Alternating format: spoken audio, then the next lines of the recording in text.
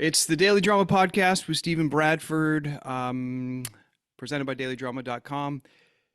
We recorded this week's episode last week, or we recorded an episode for this week last week with a guest that we're excited to share with you.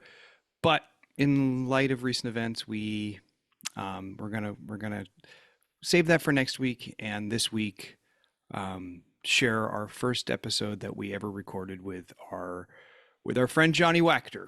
And I'm sure everyone's heard the news that we lost him this weekend in a really horrific way.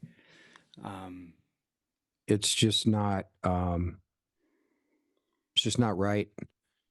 I haven't posted anything about him. I always kind of have to wait a couple days to process it. Yeah. And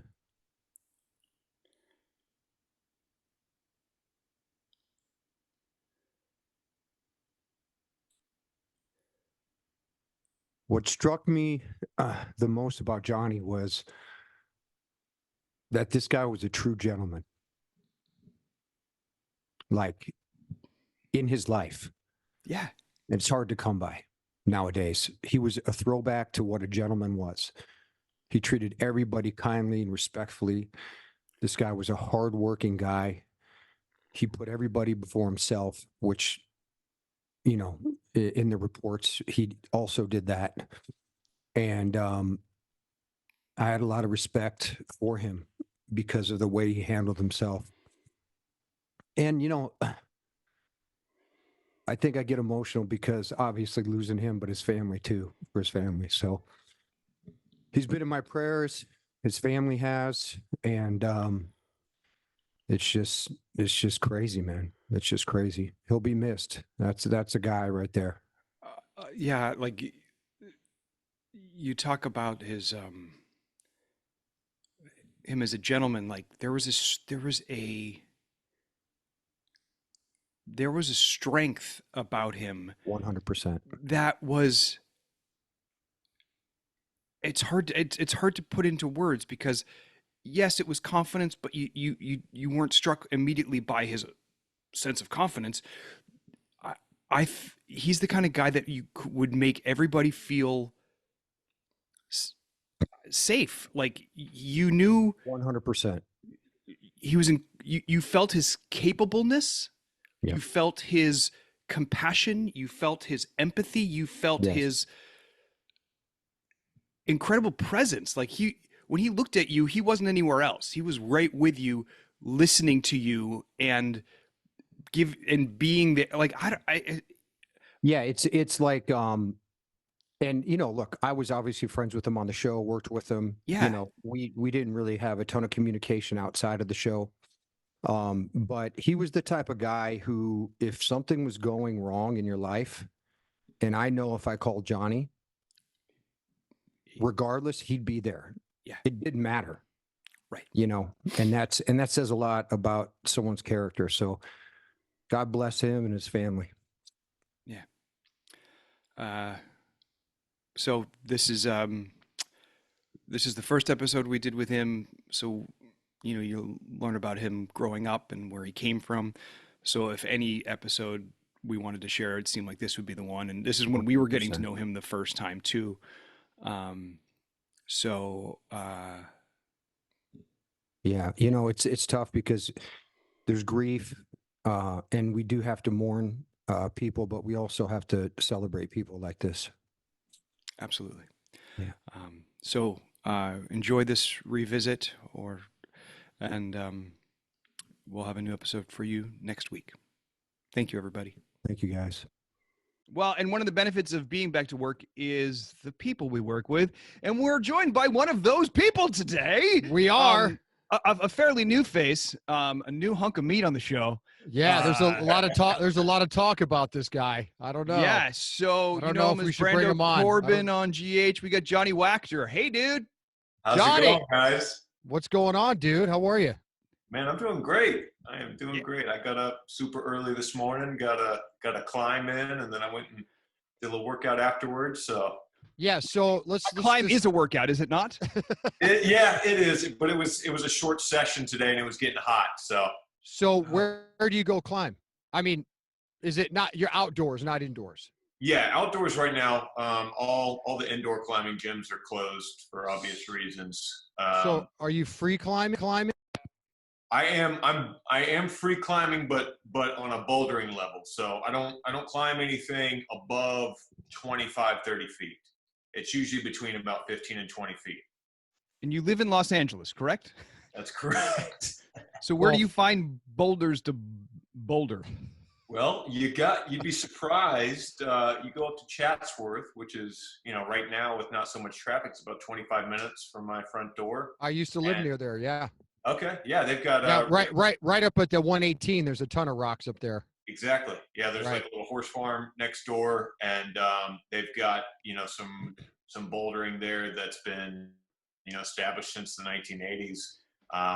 But yeah, I go there. That's usually my I go there for 25 minutes, and that's my gym. If I want to go a weekend trip, there's a bunch of other places within an hour, 2 hours. Okay, so falling from 20 feet or 15 feet, does that make a difference?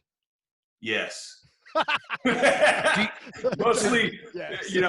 In the head too. You get up there, you're looking down, and you're like, that's not too bad. You get up there, you start to over grip, those fingers start sweating. You're like, I better not fall.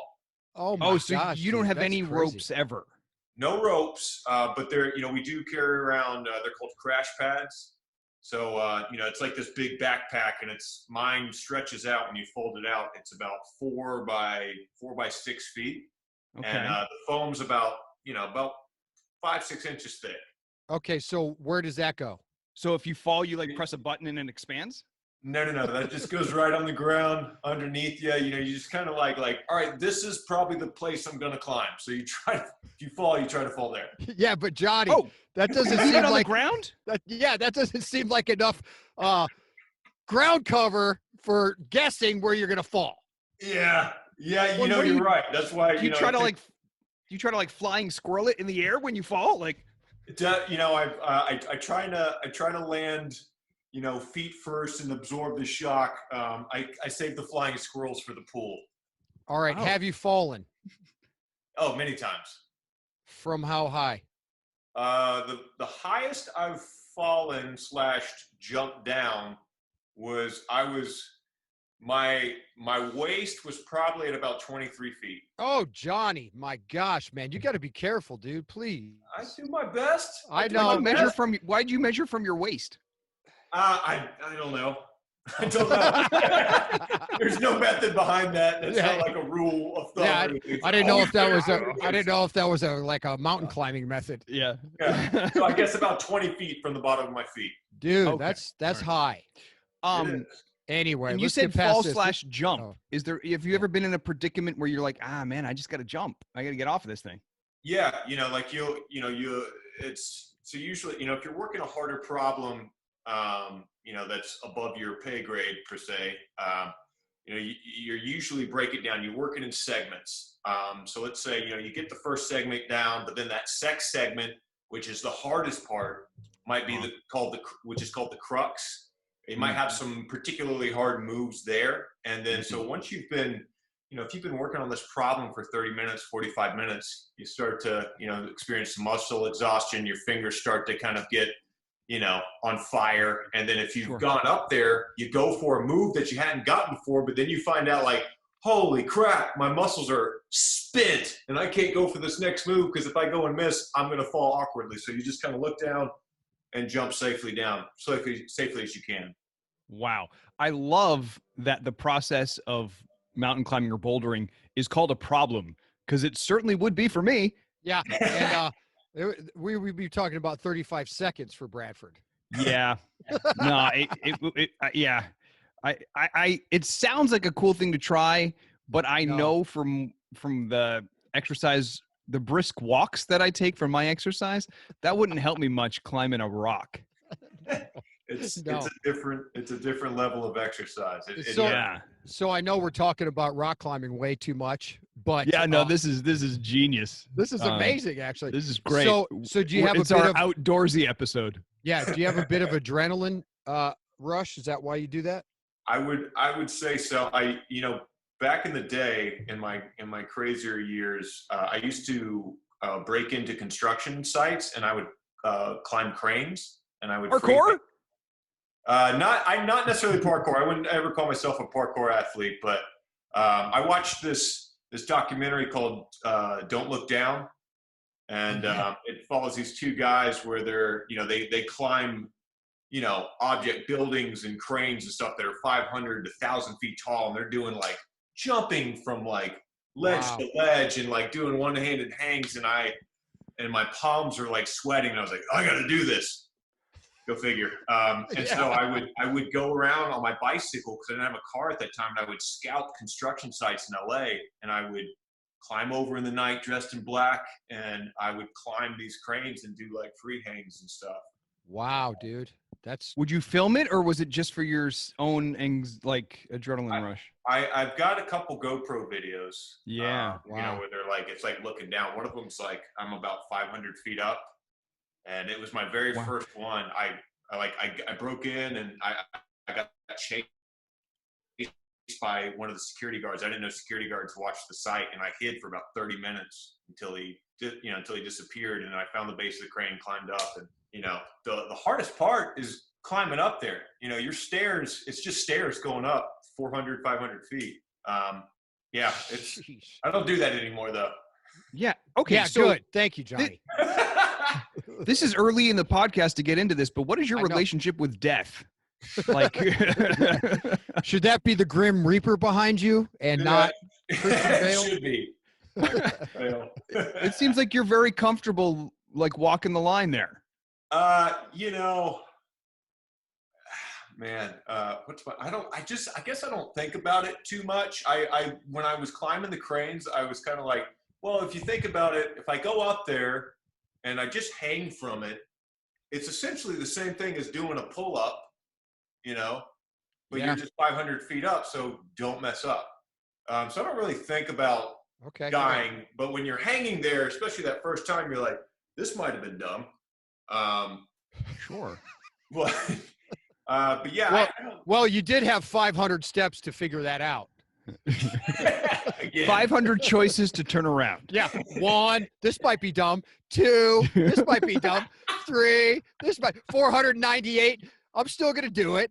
Yeah. Oh, gosh. Wow. Anyway. Naively optimistic, to say the least. That's amazing. Everything I do. All right. Well, hey, I love that mindset, and let's go back and hear about your start, so we can maybe figure out why the heck you got to that mindset. I love it. Sure. What built that mindset? So where are you from, dude? I'm from South Carolina. I grew up in a town called Somerville, and then we moved out a little further into a rural area called Jedburgh. So I grew up in the woods, suburban, and then the woods, and then I went to college at Charleston, which was about 40 minutes away. So I tell everybody Charleston, South Carolina, because they're most familiar with that area. Yeah, that's a cool town. So growing up in the woods like that, was most of your recreation like outdoorsy, if you will? Like were some of your adult habits built during that time? Yeah, I would say so. I was a woods kid and a water bug, man. So I always grew up like, my dad had a boat, so like a little John boat, and we would go out shrimping, and we'd be swimming in the rivers, and my parents taught me and my brothers to swim really, really early on. I was 3 and I was swimming, and so we would we grew up in the water, and then in the woods. It's like my middle brother and I were about 2 years apart, so we were playing army, and sure had pellet guns, probably far too young, and then of course we always had friends or relatives that were hunting, and so we grew up hunting and just very much just kind of outdoors, and sports and stuff. So I was always outside. Awesome. Video games were when those came out, that was I love Sega Genesis, man. Oh yeah, dude. PlayStation, all that stuff. Sega changed it for us, for sure. Yeah, absolutely. So growing up in rural South Carolina, at what point did you start thinking of, at what point did the arts kind of creep in? Yeah, that's a good question. You know, my family was big into this church, Somerville Baptist Church, and so I, grew up in the church and going there every Sunday. And they put on this huge um, uh, show every Christmas called the Singing Christmas Tree, and it would run for like 3 weeks, and like people from all over the state would come down and see the show. And so I was probably like 7 or 8 years old, and I got to be one of the little shepherd boys, and it was a big thing. It was this huge production. Yeah. And no speaking lines or anything, but I'm one of the little shepherd boys, and I go up and I visit, I think, baby Jesus, and so that was my like first time on stage, and I liked that, and I was always entertaining. I had a big family, a bunch of cousins and stuff, and we would make like movies and put on dance shows and skits and like diving board shows and stuff. And so I think that was my first time. Like I was like, I like to perform. Sure. Right. Yeah, and then did some plays in elementary school. I went to an art school in middle school. I What went kind, there what kind of art school? Yeah. It was all art. So I got in for visual art. So I was really big into drawing. I love pencil sketching. That was probably my first like creative outlet outside of like sports, I guess. I love to draw. Not much of a painter. But I got in through my my portfolio that I had when I was coming out of 5th grade going into 6th grade. And portfolio, that's amazing. yeah, I just like show them, like I was like, hey, I won an art competition in 3rd grade and 4th grade, and showed all these pencil sketches, and they were like, oh great. And then so I get there and get this, so like there's visual arts, you've got theater arts, you got dance, you got handbells, singing. You have all these arts, and then really like kind of like xylophone stuff, hint, or like it's not like those those where you get all the bells set up at the table and you ring a separate one. That one? Yes. People were like going all to the school different sizes. People wearing like the gloves. Really, that was like an independent like lane of study. Yes, dude. And of course, I mean, there weren't like handbell solos. It was like an ensemble of Don't kids. Bradford. Don't judge. I know. Stop judging people who play handbells. That's not nice. I'm just like I have this I don't know, I just have this vision of like a 5th grade girl with like a little bob and like just like take it, Carol, and she's just crushing on the handbell solo. Yeah. So wait a second. At what point in your elementary school did you go, you know what? This like regular school is not for me. I need to go to art school. Like what was do you know what I mean? Or was that the school to go to in your area? It was, so this school, its inception was, it was the very first year. So I got in the very first class. So it was this brand new school, and it was opening up to, create an art school in my school district for 6th and 7th graders. So my mom and dad were like, oh, this is going to be a great school. You should get involved in this. And so that was the way. And I was like, I loved drawing. So I got in for that. So get this. So after my first year there, the theater kids at this school were the rock stars. Yeah. The theater kids were the rock stars. We would get out, and like you would get out like every month, and you'd go see these performances from the theater. Like you got to see performances from every art corps.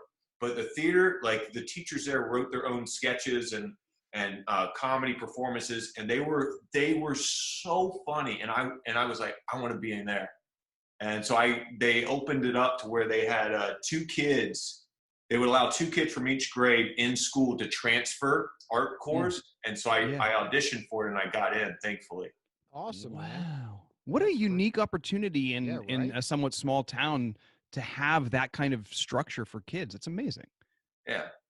Yeah, that's pretty unique. Is the school still around? I believe it is. Yeah. Rawlings Middle School of the Arts, unless they've changed the name. And I still keep in touch with a bunch of my teachers from there. And that was a public school? Yeah. Awesome. That is so cool. Yeah, that is so cool. Great. I mean, because nowadays, with the way things are and budgets and all, like sometimes the arts doesn't get that kind of lift. Yeah. Totally. So that's and oftentimes it's in smaller communities that don't have as much tax revenue where they don't have those opportunities. So that's really cool that you did. Yeah. Yeah. Yeah. So what about high school? How'd you transition from that to high school, and what was that like? Were you in theater? Did you do anything there? I did. I was, and I think I think there is a common fear, like when you're like middle school, going into high school, going into your freshman year, you're like, I want to be cool, and fit in and stuff. And so I definitely had that. Like, I was like, oh, I'm gonna be a theater kid, Yes. And it's a huge school. Like, I went to the biggest high school in the state. There was like 3,400 kids. Wow. That's gigantic. How close was that to you where you lived? Oh, like down the street, man. I was probably 4 miles. Wow. Wow. Okay. So, but you weren't in one of the big cities so how come it was so big? Just not another school in the area? My theory is that, so my school, have you seen Varsity Blues? Oh yeah. No, in a while. Yeah. So like Bud Kilmer, he's like this, football coach who's like, he kind of runs the town. So we had this coach named John McKissick, who had been, the head coach of our football team for like 50 years and had won like multiple state championships. He is still to this day the winningest football coach on any level. He's got like 750 wins or something crazy. Wow. Wow. So I think that because he was the coach, he wanted to have the biggest school, so he had the biggest pool of athletes. Of course. Oh, Yeah. interesting. Yeah. That stuff happens in the South, man. Of course I it see, does. okay. That's Sure. football, baby. Come on. Yeah. Wow. It's Yeah, life's football, baby. That's I'm right. from a small town in New Hampshire. That doesn't make any. Yeah. I There- have no there's, feel there's, for it. They're still singing and dancing in the woods there. Yeah. Yeah. No football there. So how did the high school experience go for you? Was it did those fears of fitting in, did that actually come to fruition, or did you handle it okay? I think I handled it okay. I stuck with theater because I knew I liked it, and there was, I think, always this kind of like dream where like, I want to be an actor. Like I wanted to be on movies. I dreamed in movies. I dreamed of being an actor and being in film. Really? So you were connecting it. Was it being in the school and having other kids that had those same aspirations that led you to think, oh, here's a track for me to then become an actor professionally?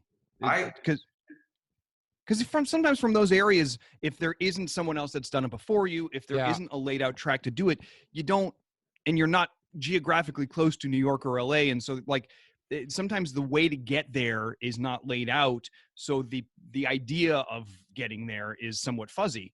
So like for you, was because of that school, did they kind of connect you to the professional world of it a little bit, or? I wouldn't say they connected me to the professional world. What it did was it helped me discover like, this is something that I really enjoy doing. Like I had fun. I looked forward to going to school, because it wasn't just learning, it was learning and performing. And I got to, my teachers were fun and they made learning fun. And, I just found a real joy at that school and a real joy of acting. And, in high school, there really wasn't a professional guidance, because there wasn't anything, filming. There's no film industry in South Carolina at that time. Right. They filmed a couple movies there, like in Charleston, it was a big deal. And, you'd go like, oh, I'm going to be an extra, and Sure. Yeah. but like, as far as like, how do you make a career out of it? My idea was like, there's movie stars and then every other actor's poor, which is kind of true. But, I learned, or at least for a little while. But then, it wasn't until college where I met some connections. They started filming a show in the area where I was like, oh, I can make a living doing this? Like, that's all I want to do. So, but you went to college. Did you, when you were making the decision to go to college, was it about furthering your study in acting? It was, but I think, I still didn't have, I was like, it didn't feel like a safe bet, and my parents, I think, they were like, hey, like, if you want to, study theater, like, make sure you major in something else as well as a fallback degree.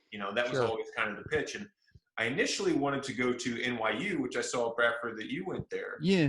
Yeah. And I was a swimmer at the time, and I was good. but I was still kind of like, I don't know if I want to swim in college or not, but I knew I wanted to get it. I wanted to get into NYU. That was my dream school. I wanted to get in there and go to Tisch. Yeah. But I didn't have a contemporary monologue or a classic monologue. I had, experience on stage and doing plays, but like I wasn't prepared to get into Tisch. But I was like, I'll get in there with swimming because I was an athlete. They gave me grants and they were like, he got accepted because I didn't get accepted on the first time. And so I get up there for a recruiting trip, and then I was like, actually, I don't know if New York's my place. I don't know if this is where I want to be. Oh, interesting. But I ended up, I'm sorry, I kind of lost track of what question was asked. No, in terms of like your choice to go to college, was it because of theater? Was it to actively pursue a theater career? I wanted to go to college because, my parents were like, that's the thing to do, to get higher education, Sure. I wanted to still be an actor, but I just and I was optimistic about it. I knew that I could do it, or thought that I could do it, but I was also like, I didn't know how to do it. Right. So I went to college and I just picked, I picked a major because I had to, which was business. And not a bad major, by the way. Useful. Yeah. Useful.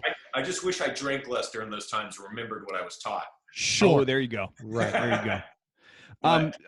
I'm curious, like the way you described your childhood, it does, like your parents, how did they view like arts? Obviously they were supportive of you going to that school. Obviously the way you've said, the way you've talked about how they were like, yeah, pursue it, but always maybe have a fallback. Like how did they, obviously they were supportive, but like how did your family view your artistic endeavors? I think my parents were just, I'm so fortunate that they were just very supportive in anything that I wanted to do. My family was very big on athletics, and so that was always something exciting for my dad. My mom was integral in helping me, get good at swimming and be able to get into a bunch of other schools I probably wouldn't have, gotten into without that. Yeah. Hey, Johnny, real quick, how many brothers and sisters do you have? Just so I got two younger brothers. I'm the oldest. Two younger. Okay, cool. Yeah. All right. I'm the oldest and the smallest. God bless your mom for having 3 boys. You wanted it, man. She got it. You wanted all boys, dude. She got it. Wow. That's awesome. Wow. So you're in college, your parents are supportive. And then, so what, because what Bradford was saying earlier, a lot of times when we talk to people, they have the beginning in their head that, hey, I want to be an actor. So this looks fun, just like I did. This looks fun. I want to be on TV. Movies look cool. And then we have the end result of maybe being in a movie or TV, but the kind of the middle ground is always, what door can I go through? Is there someone to come into my life that's going to help me or guide me this way, make a right turn, make a left turn? So where was that for you? Was it in college where someone said, hey, go out to LA, or hey, go to New York, or hey, go here and try this? Yeah, it was in college. I think it might have been my sophomore or junior year in college. They started filming a show, Army Wives. Oh, yeah. Yeah, they started filming a show, Army Wives in Charleston. That's right. And I was with a modeling agency at the time, and my agent was like, "Hey, this casting director is doing a workshop. You should go meet him. It'd be good for you." And so I did, and he loved me. And like within like a couple months, he brought me in for Army Wives for this like little 5 and under, so 5 lines, and so I the casting office. Since the film industry was so small and so new there, the casting office is on set where the production is. And so I go there and I do my like 4 or 5 lines, and the casting director, Richard Futch, is like, "That's great, man." He's like, "I think you got it. He's like, I'm going to bring you over to meet the director right now." So he brings me over to the director, and he just finished directing a scene. And I was like, "Hey, how you doing? I'm Johnny." And I reach my hand out, and he's got his hands crossed, and he goes, "Do the scene." Oh gosh! And I looked at the casting director, and I was like, "Is he kidding?" I was like, "He's like, do the scene!" Yells at me, and I was like, "Ah!" And I just spit out all my lines, and he was like, "Oh, great, man, you got it, kid." And so that That was my first. He was just kind of messing with you, or is that really Yeah, Oh, that's yeah. funny. totally messing with me, but like, you know, amazing? baptism by fire. But Wow. Did you work with Burgess Jenkins? Burgess Jenkins? No. He was on Army Wives for a while. I worked with him at YNR for a couple years, but he was in Army Wives also. So. Was that a Lifetime show? He was, yeah. Yeah. Seamus Dever did it. Oh, Seamus did, yeah. Yeah, I met Seamus through acting class years later out here. I didn't know him during Army Wives, but him and I connected that way. But yeah, I didn't know he was on General Hospital. Yep. Yeah, for a fun like 6, 7, 8 months somewhere in there. Yeah. Nice. All right. So after Army Wives, what happened next? How'd you get out to LA? So I did a couple like, you know, co-stars on Army Wives, and I met this guy named Paul Wesley, and he had like a recurring, and him and I hit it off. We were joking around, and I was like, "Hey man," I was like, "Is this what you do for a living?" He's like, "Yeah." I was like, "How do you do that?" He's like, "Well," he's like, "I got an agent and a manager, and then they send me out on auditions." And I was like, "Okay." I was like, "You don't have any other jobs?" He's like, "No, this is it." I was like, "Okay," and that's all I needed to know. You know, and so I had like, I think a year and a half left of school at that point before I graduated. So I was like, I'm going to graduate and I'm moving out to LA. And I'm I found the acting school out here, and I was like, that's what I'm going to do. So you came out to LA. Did you know anybody out here for any advice, or did you have an acting teacher set up or a place to live, or were you just like, hey, I'm here? I moved out with my best friend. Okay, cool. You know, he went to the same art school as me. So, you know, we were very much into into acting. And then he actually got more, you know, involved with behind the camera and felt that he liked, you know, being behind the camera. But we moved out together. We had one mutual friend that was from Laguna Beach. And we're like, oh, we know someone in Southern California. Perfect. So we stayed at his family's house for a couple weeks, didn't have an apartment, no network. Really, I had a school that I had looked up that I was like, this is the school I want to go to, which was it was a Mesnick acting school, Elizabeth Mesnick acting studio. And so I mean, we found a place within about 2 weeks, just driving around, you know, North Hollywood, and then yeah, you know, that's my old and by the way, Laguna Beach is 70 miles from Los Angeles. Yeah, exactly. So not even in the same ballpark. Yeah, we were enjoying it so much down there. Like our buddy's dad was like, "You guys need to get an apartment, get out and look, get out." You think? Yeah, amazing. Yeah, so one of the nicest places in the world, yeah. And you just landed there. Then you're going up to North Hollywood.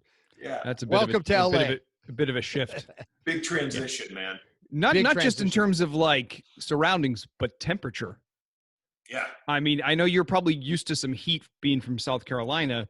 Yeah. So at least maybe it's a drier heat, but it's hot. Yeah. It's too hot. You go from like perfect 77 degrees year round with a nice breeze coming off the ocean to like, oh, it's 97 degrees outside of North Hollywood. Right. So when was this? At midnight. It's 97 degrees at midnight. I know. Yeah. So Johnny, what year was this? I moved out here September 6th of 2009. Oh, wow. Okay, great. Yeah, September 6th, 2009. And then I started acting school in October out here. You know, I was going to class 2 times a week, and, you know, did a 2-year Meisner program. And that was kind of my first community. Awesome. You know, outside my best friend and I. Right. So repetition. Yeah. Repetition. Oh, so love repetition. You're so stupid. At all. Repetition. I love repetition. Who says that? I love repetition. Oh, it's great. It's a great way to just loosen up and get your inhibitions out too. Yeah. Yeah. I needed that. 'Cause all I knew was how to be on stage, and like, I feel comfortable on stage, but I didn't know how to be comfortable being on stage, being truthful and really being myself. And so, I mean, it broke down a lot of barriers. So I'm really grateful. Absolutely. For that, right? But at that point, you weren't going out. You didn't have representation or anything yet. No, but pretty soon after, man, you know, I found out about Actors Access and LA Casting. So, man, all I did acting classes. And then when I was home from that, I was on Actors Access and just self-submitting to, you know, everything that I could. And For so for our listeners, Actors Access is a website where you kind of upload your headshot, your resume. If you have representation, they use that profile to submit you electronically for projects. But if you don't have a rep, there are still things that you can submit. Like if somebody that doesn't want to go through agents, that's maybe non-union, they can put their their grad film, or they can put stuff up there for actors to submit themselves, so you can kind of work without representation. Often it's unpaid or non-union, but it's still things to do. So Yeah. And that worked for you? it did, well, I mean, I wasn't getting paid gigs, but I was like, I'm going to build my reel, because I knew I had heard it's like, okay, in order to get, a paying job, you need to have an agent or a manager. But in order to get an agent or a manager, you have to have a paying job.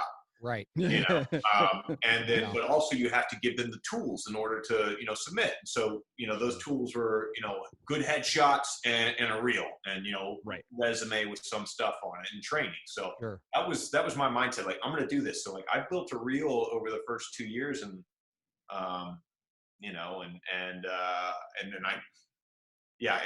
I feel every actor's story is so different. There's no blueprint for one actor, but yeah. Well, I mean, there isn't, but there is a common path that we see with people for sure, and Self-starters, being diligent. Yeah, just having a clear goal and going for it. Yeah, asking questions. Hey, what did you do? What's it? I mean, it's really laid out. I mean, if you have any common sense, you just say, hey, what'd you do? What'd you do? How'd you do this?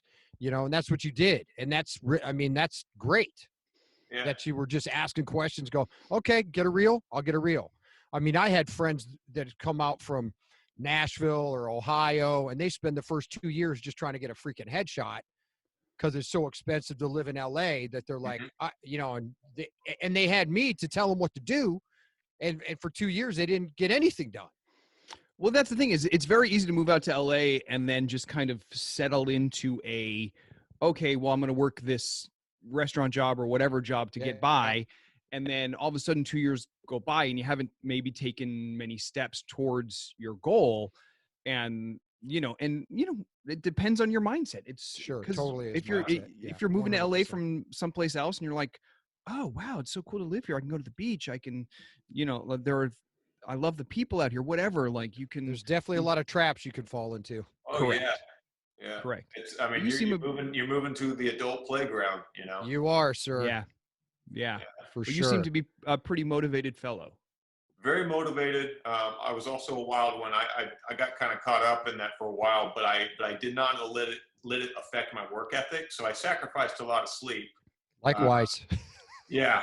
And I had a lot of fun, but there were, I finally wised up, over the years and was like, I need to, like, I can't just, rely on going in 80% and expect that to win a life-changing job. Right. I was getting in those rooms, getting in those doors and getting to that level, but it's like, why am I, I was like plateauing, and so sure. You gotta, I mean, it's easy, to come out here for, a couple of years and you get caught up and you're like, holy crap. Like, like you said, Steve, like, friends didn't even have headshots after 2 years of being out here. And yeah, it's expensive, but you got to find a way, Sure. This is one of the most cutthroat industries there is. Absolutely. That's why it's all mindset. Yeah. For that. So you started working, getting some gigs. Yeah. You got an agent, you got a manager or whatever. And I didn't have any agents. I got a commercial agent after being a year out here.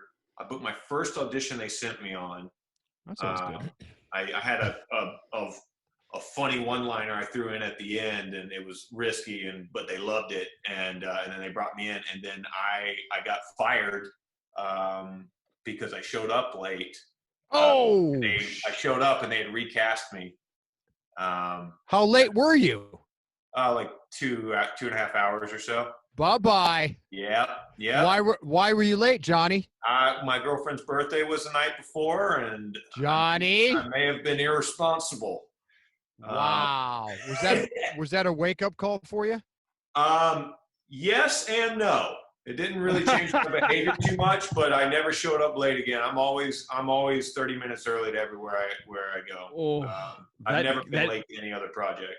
I have a pit in my stomach just listening to that. Oh gosh, Dude, was that the worst? Did your agent drop you? No. Wow. They kept me around. I made up a story that I just overslept. I didn't tell them why I overslept. I was like, I slept through my alarm and my pillow fell on my phone and didn't hear it. And oh wow, that was really fleshed phone. out there. Yeah, that was a great pillow fell on my phone. You're better off saying I was rock climbing and I fell. I was a rock climbing at the time, or else. Yeah. Okay. Great. Wow. Crazy. Wow. Yeah, Oh, but man. I didn't get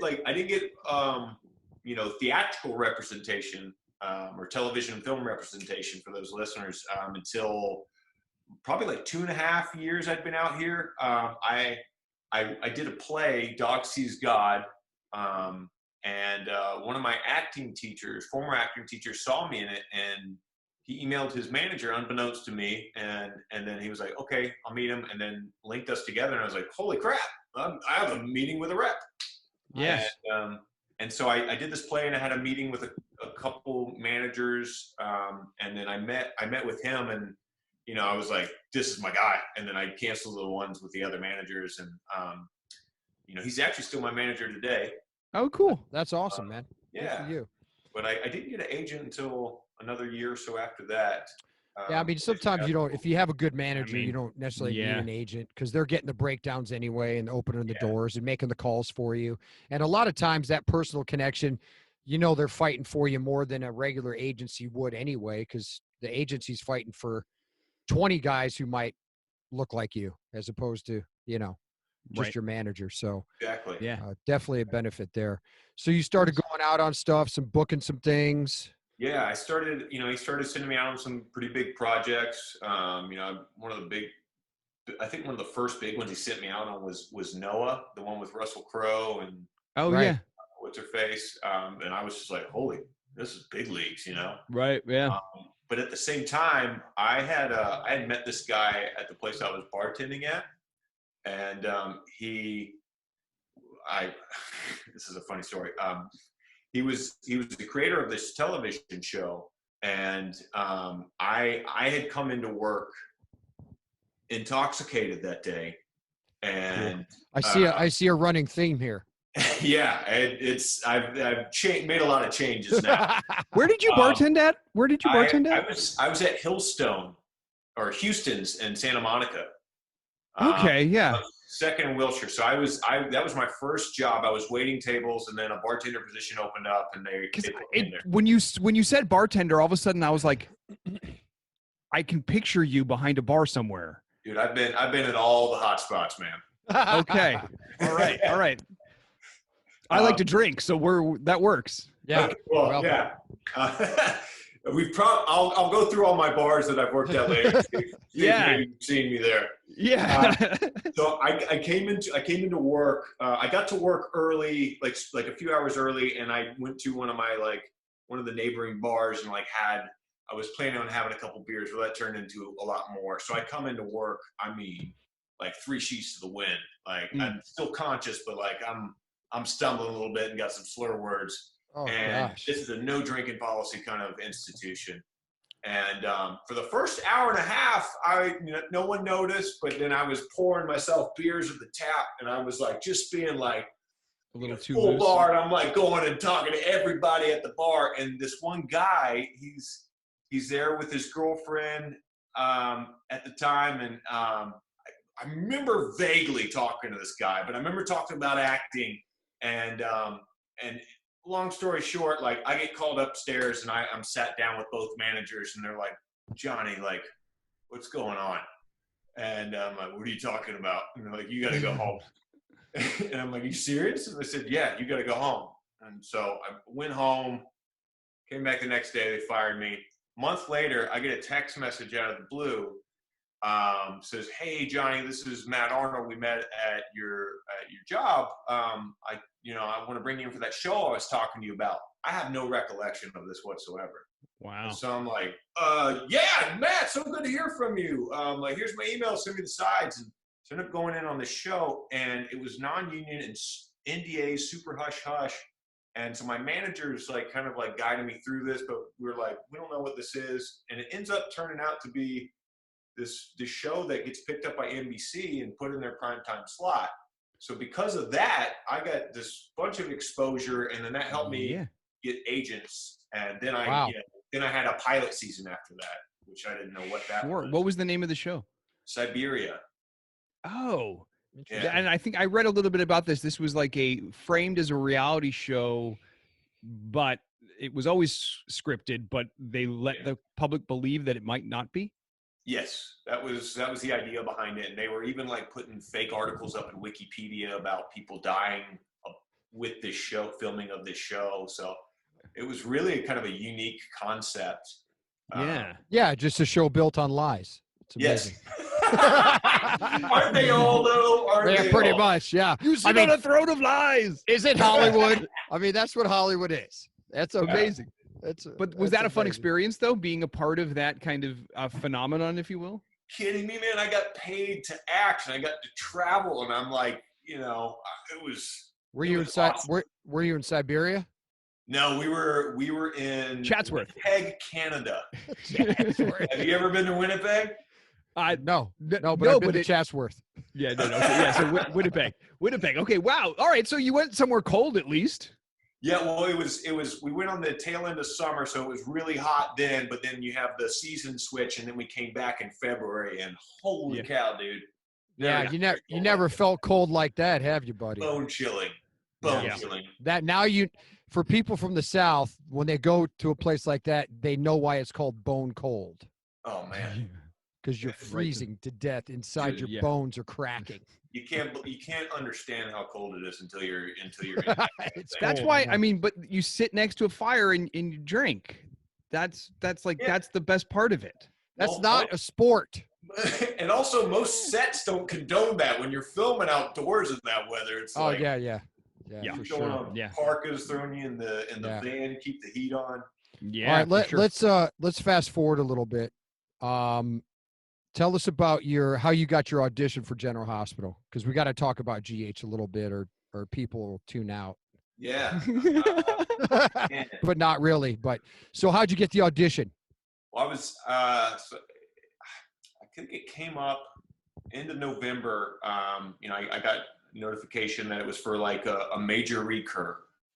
And I had been in for Mark Teschner a couple times years prior, but man, I was so shocked that he was bringing me in, because I thought the last time that I was in there, I was like, this office is never calling me back in again. That was the worst audition I've ever done, Oh no.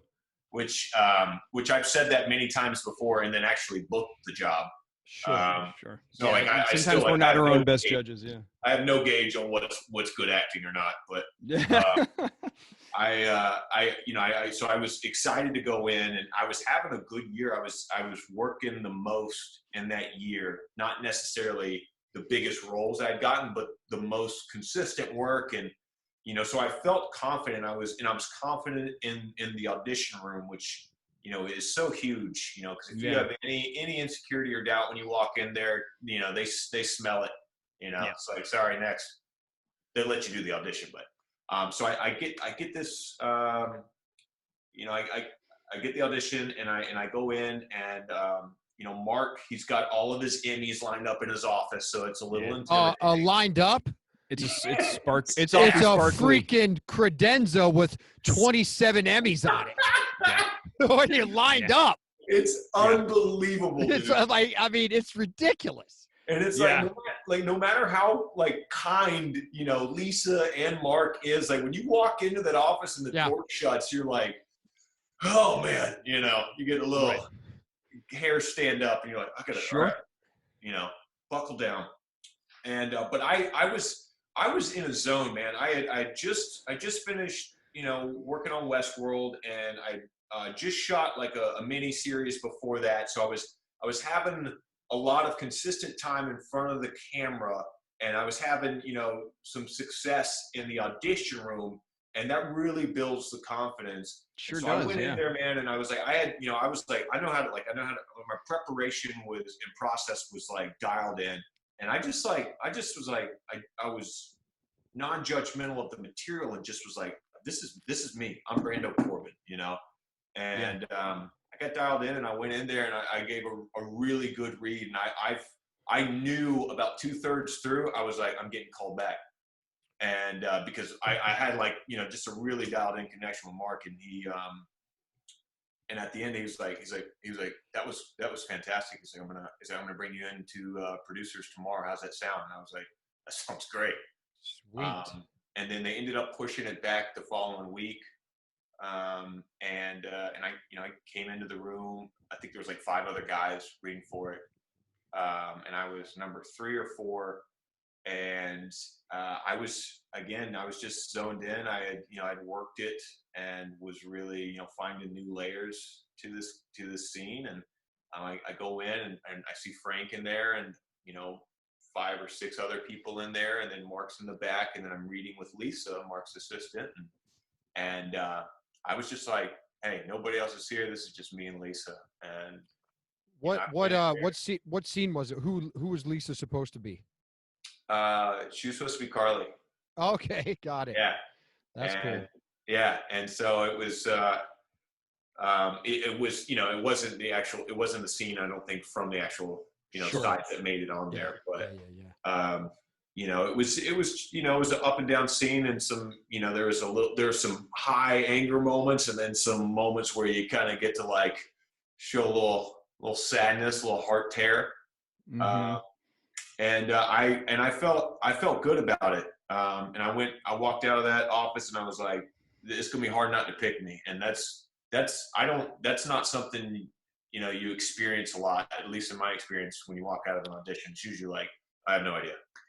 That's what I love about the audition process at General Hospital. And, obviously my audition there was years ago now, but it's nice to hear that they're still doing that, doing the in-person callbacks, because, I'm not sure what your process was for like booking Westworld, but like sometimes you don't see anybody. You submit your own tape. They're asking for a tape, and there is no callback anymore. They're casting off a tape. And even if you do go in for the casting director, you're not meeting the director. You're not meeting the producer. Yeah. You're taping with the casting director. And then and the callback is basically whoever the casting director sends the tape of to the producer. Like Right.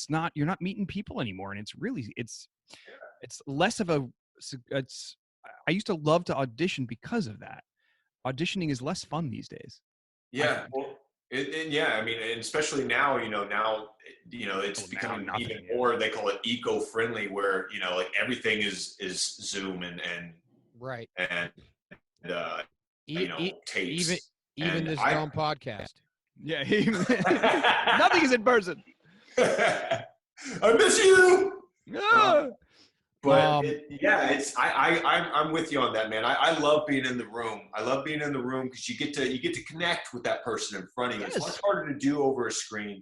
And then also, when you're in the room, you have the opportunity that maybe the director's there or the casting director will give you a redirect. Sure. Right. So like, I like what you're doing, but like, hey, let's fine tune this a bit. And that's fun. That's where the play is. Well, that also lets the director know that you're a decent trained actor because you can take direction. Sure. And like, let's be honest. Let's be honest. You do a self tape.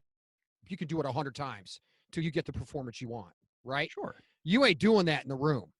No. Right. You got one time. Right. And a lot of those times when the producer, director, casting director, whatever, sometimes, but sometimes there's just something about somebody that you can't get from a tape. Totally. Right. Like if I meet you in person and I'm like, wow, there's something interesting I know there's something interesting about this guy, which you're never going to get from a tape. Right. Well, and the thing is, what is so frustrating is that, most of the people that are making these decisions, happens really fast. And so a lot of, some, if it goes to a network, they're not necessarily creative people. So oftentimes what you bring into the room, it might not be exactly what the director imagined, but they're like, oh, that's an interesting choice. So, okay, that's great. Let's try this. And then they get what they want, and they're like, oh, all right. So not only is this person talented and brings their A game, but they're also directable, and that's the person I want to work with. Versus like watching a couple tapes and they're like, oh, that guy's really interesting, but that's not really what I want. Oh, this guy actually did exactly what I want, but you might miss out on the better actor. Yeah, for sure. Yeah. And that's frustrating. You Yeah, know, that is frustrating. So, anyway, All right, so you booked the job, and now you're here. Yes. Yes, I booked the job, and I'm in Port Charles. Okay, so I don't watch the show, and I have to ask this question: who the hell is Brando Corbin? I'm dead serious. I have no idea who you are. Yeah, well, it's funny. I looked it up, and it's like Brando Corbin is the child of this person. I'm like, who the heck is that person? Yeah. So do you know who you are? I'm still figuring that out. Okay, in real life and in Port Charles. Right. Right. You know, So who's kid? Wait, your cousin? Are you a cousin of somebody? I am. How you related to Sonny? You lied about being Dev's dad, right? So Gladys is my mother. Do you know Gladys? Okay. This is when our listeners start screaming at us. Yeah. Because they their device. They go, they don't understand how we don't know this stuff. So the only reason I know Gladys is because I met her when she was working on the show. Did the Pips come with her? The Pips? No, the Pips aren't with us. Oh, okay. The Pips are not with us. Gladys is my mother. Okay. And she worked something out with Sonny, where Dev, played by Ashton, yeah, you know, he's like I guess Ashton helped save Sonny, and was sure. it you as well? And so Jason doesn't need any help. Thank you very much. Yeah, thank you. Dev didn't do anything for me. Thank you so much. Don't kill me. Yeah, thank you. Dev didn't do anything ever for me. Thank you. Wait, but hold on. But Gladys isn't what she had something to do with Mike, right? Mike at some point. Yeah, well, I think were they together at some point? I'm asking you. I don't know. I'm figuring it out. I don't freaking know. Come on, man. I just know your backstory. I show up in Port Charles. What kind of actor are you? I show up in Port Charles to tell them that my mom has been lying. I'm not dead, so this can't be my son. Right. What the hell's going on? Yeah. But Max, Sonny's dad, and I, yeah, he Mike. Max. Yeah. Yeah, Max I'm like a removed cousin from the Corinthos. Okay, great. So you're his cousin somehow. Yes. And guess what? We're gonna get a whole detailed description in the comment section for sure. In all caps. When this show's on YouTube. In all caps. You stupid idiots. Here's the backstory. So we'll get a whole family tree. In terms of doing this kind of material, obviously, you know, you've got 40 some odd credits on your IMDb. You've done a lot in front of the camera. But in terms of preparation, in terms of material, amount of material, how are you finding it? Man, for the first 3 months, yeah, every time I was showing up on set, it felt like I was showing up to fight. I was out of my element because I am, you know, I'm used to doing, you know, we might shoot 12 pages in a day, and I got 3 or 4 of them, and we'll shoot that 3 or 4 pages for 3-4 hours, you know. Sure. So I mean, moving to this medium and the amount of material and the amount of time that they shoot it was, you know, it's been challenging. And sure. Especially when you have, you know, multiple days in a row, and it's like you got 25 pages, 31 pages, 22 pages, and they're all in a row, and you're like, okay, I'm going to do this, you know. And yeah. And it's been, you know, I think I've worked that muscle some more, and then also a big thing is letting it go, because, you know, we only get 1 or 2 takes maybe. Right. And you can't be too hard on yourself. Yeah, it's hard to, you know, the effort is always there, but sometimes it's just like, like this, I just got through that one, you know, and you can't let that affect the next scene, because you got 6 other scenes after that. Right. Yeah. It'll drag you down if you do, for sure. Yeah. So it's been challenging, dude. It definitely, I was nervous. I was prepared, you know, listening to some friends that are in some soaps, and then my manager who's had a lot of clients on soaps. He's like, look, he's like, man, he's like, they work fast. Know your lines. That cannot be an issue. Show up set, know your lines. Right. And I think there's only been like one day where I felt like underprepared on my lines. And that's a terrible feeling. It's terrible, man. Yeah. Especially when you get a lot of them. And Listen, You just feel so exposed, and it's like, and if you're up there unprepared, there's no way to fix it. No. And especially, first of all, you're Bradford, you're right. It is the worst feeling. Never be underprepared. And especially now that we're back post pandemic, it's not post pandemic, but we're back. And especially now when we don't have a lot of time for error at all, it's like everybody's got to be on their A game all the time now, like 100%. So, so what, besides the speed, what else did you find challenging? Because obviously the cameras aren't as close as they normally are. They're a little laid back. Do you feel more comfortable? Do you feel, confined at all? It's different because, usually you're working with one or two cameras maybe, but, on this show, there's 4 cameras on you at all time. But the distance is kind of comforting as opposed to having, that extreme close-up and it's right here. Sure. Yeah. But at the same time, you're covered at all angles. So it kind of cancels out that comfort. That, I think really just the pressure of having such minimal number of takes where I'm used to kind of like, all right, there's time to rehearse and run it. And then, and then you get a couple takes. And if it's like, you don't got it right then we're going to get it as many takes as it needs, right. Yeah. With, not burning through, all the time in the day, but I think that was the biggest challenge and the biggest pressure. And then also, coming into a show, with guys like you guys have been on the show for a while, and it's like, all right, I don't know anybody. And like, I don't know the 45 years of General Hospital history. Like it's a lot. And so you're kind of learning on the fly. You're learning the storyline. 56 years. Yeah. It's 56? 56 years. Yeah. That's the only fact that we both know about General Hospital. Now I know that. Now you know. Yeah. Now you know. Yeah. April 1st, 1963. So, there you go. But has there been, now that you've been there a little bit, what are you enjoying about the process? Like, because there is that element of, I mean, you've been in the theater, you know what it feels like to be doing something, live, if you will. There's an element, because we're going so fast, because that there's an element of that to what we do, which I find very exciting and more exciting than doing single camera. Have you been able to find that energy yet and enjoy that energy yet? Absolutely. Well, the irony is those things that inflicted a lot of fear in me about this, or a lot of like discomfort, are also the same things that I've grown to be like, this is awesome, because it makes each take, each moment so important and so precious. And it's like theater, so there is that like bit of adrenaline where it's like, hey man, this is it. You get one take, maybe 2 takes, but it's like, we're going. So let's get in it and be dialed in. So I love that about it. And I love the speed at which we go too.